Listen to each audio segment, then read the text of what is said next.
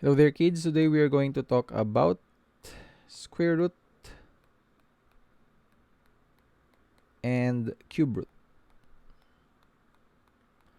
Okay, so before talking about this, you should be familiar muna or magre-review muna tayo about certain values such as, let's say, 3 squared, 4 squared, 7 squared. Okay. So, meron tayong mga values na ganito, no? Kasi we will come back to square root and cube root after this discussion. 3 squared, 4 squared, 7 squared. 3 squared basically refers to 3 times 3. Okay, most common mistakes ng mga estudyante, they take 3 squared as 3 times 2, which is wrong. Ang 4 squared naman is 4 times 4, not 4 times 2. Okay, that's wrong. Mali yan. And 7 squared is 7 times 7. Okay, so ngayon, to give you the answer, 3 times 3, of course, you should know that 9, 16, and 49. Okay. Square root is basically the opposite of this process. In other words, you start with these values. Tanggalin ko lang muna si cube root dito so that you will not misinterpret. Okay, so square root tayo again. Nag-start tayo muna dito. 3 squared. Okay, this is basically just the introduction of for you to further understand what square root is. I mean, yes, square root. 3 squared is equivalent to 3 times 3, which is equivalent to 9. 4 squared is equivalent to 4 times 4, which is equivalent to 16.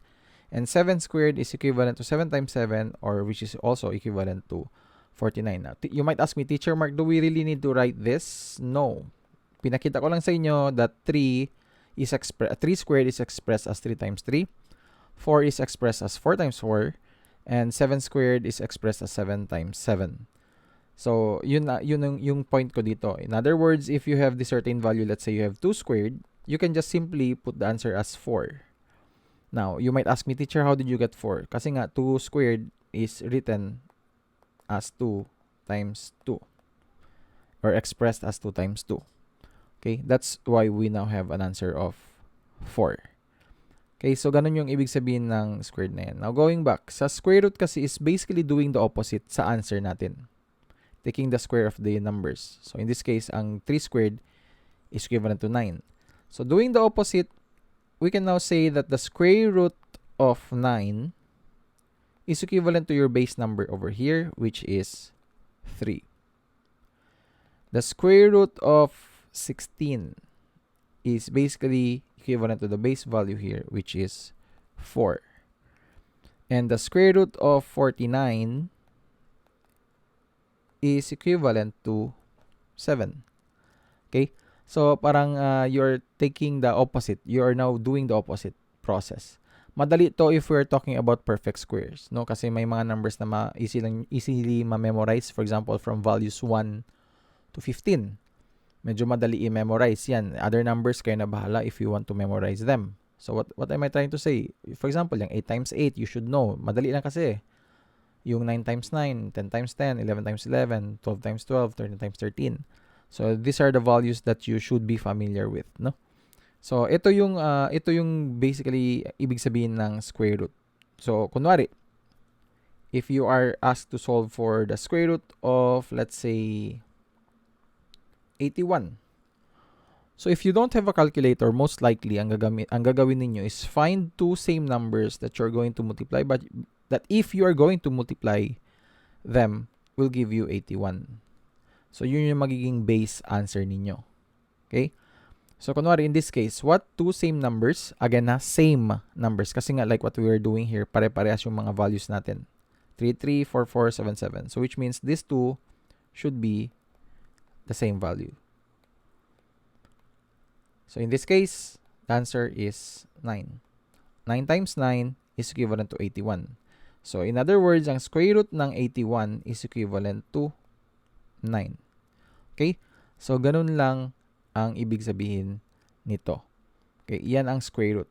Now, what's the difference between square root and cube root? Sa cube root naman, the only difference is that we are talking about 3 values.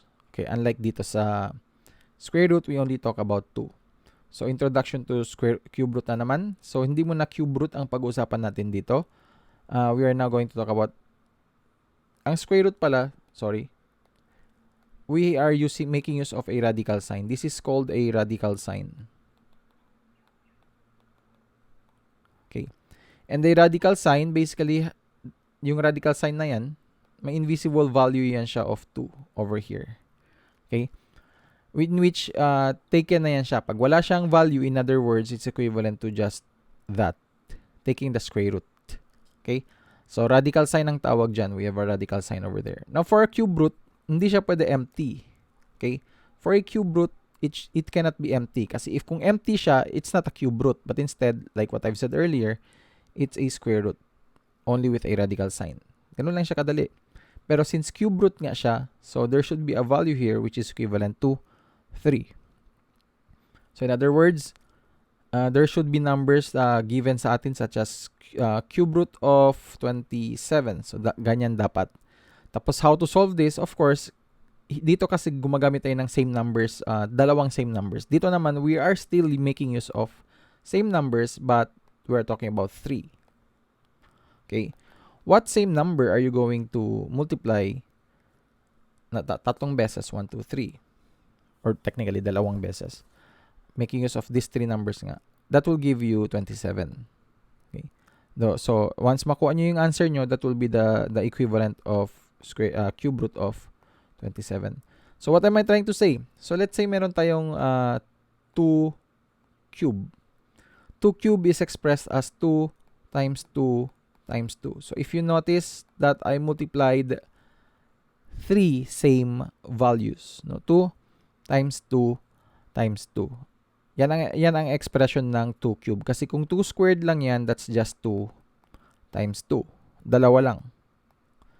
Pero since 2 cube siya, 2 times 2 times 2. Yes, you might ask, Teacher Mark, pwede bang maging 2 raised to the 4th power? Yes.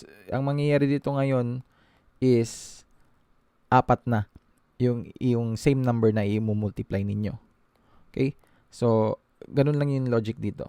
Now that you were able to get this process na, 2 cube is now equivalent to 2 times 2 times 2. And knowing that 2 times 2 is 4, multiplying it to 2 again will give you 8. So, ibig sabihin, ang answer natin dito is 8. Writing it directly, we can say that 2 cube is equivalent to 8. And yes, doing the same opposite thing, taking the cube root rather, of 8 is equivalent to the base number, which is 2.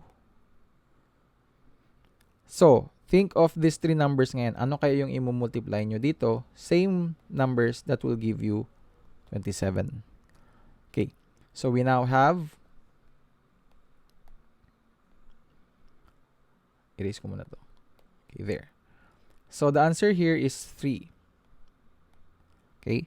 3 times 3 will give you 9. Okay? Multiplying it to 3 again will give us 27. So, we can now directly say that, erase muna natin to. That 3 cube is equivalent to 27. And the cube root of 27 is equivalent to just the base number, which is 3. Okay? So, ganun lang kadali yung process when we talk about cube root and square root. Sure, yan ang difference nilang dalawa. Okay? So, sa calculators kasi, especially for scientific calculators, in which hindi lahat ng households meron, siguro sa cellphones ninyo, if you're going to use the calculator application and if you're going to tilt your phone, you'll be able to see mga certain signs there. Try to look for this sign and the other one is ganito. And usually, wala ito sa calculator. Ang meron dyan is either may X siya, in which kayo manually mag-i-input ng value dyan. So, it's either, since you're in control, pwede 3, pwede 4, pwede 5, or whatever value na gusto nyong ilagay dyan. But anyway, yun na nga. I encourage you not to make use of a calculator para you will get used to trial and error process tayo. Okay, doing this.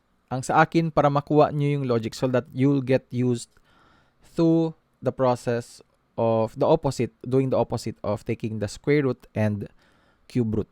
So you might ask me, Teacher Mark, how are we going to do that? So, okay, so let's say for example, for number 1, you are tasked to take the square root, no? Kunwari lang.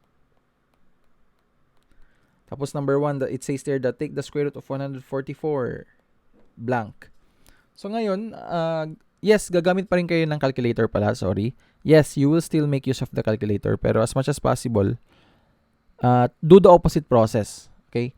Or you can do the taking the square root of this value immediately kasi typical calculators, if you're going to flip your phone, meron talagang lalabas ka agad that itong sign na yan. The radical sign nga. So, sa cube root kayo magkakaproblema. Pero yung nga, like what I've said, try to find numbers na lang. Multiply it by them, by itself. Like for example, in this case, trial and error tayo. Let's start with 9. Kung 9 squared ang gagawin ko, 9 times 9 will give us 81. Kung 10 squared ang gagawin ko, the answer is 100. If 11 squared ang gagawin ko, the answer is 121. If 12 squared naman ang gagawin ko, the answer is 144. And if you notice, that's what you're looking for.